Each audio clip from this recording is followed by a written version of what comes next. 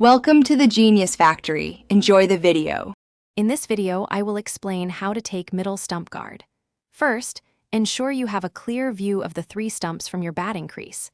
Your goal is to position yourself so that the middle stump is directly behind your back foot. This alignment helps you understand your off-stump line and provides a strong base for your innings. It's a fundamental step for any batter. Once your back foot is aligned with the middle stump, focus on your overall stance. Your front foot should be about 1 foot length forward, allowing for natural movement. Keep your weight evenly distributed, perhaps 60% on your front foot and 40% on your back foot.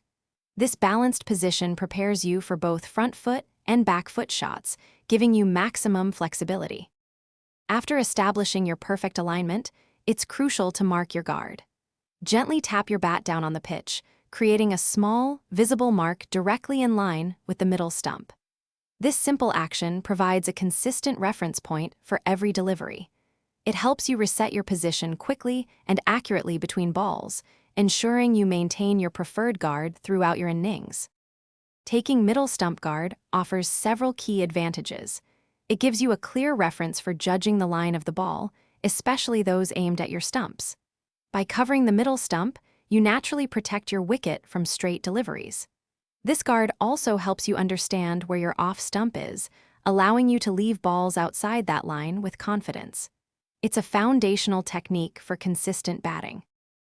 Thanks for watching. If you found this helpful, don't forget to like and subscribe.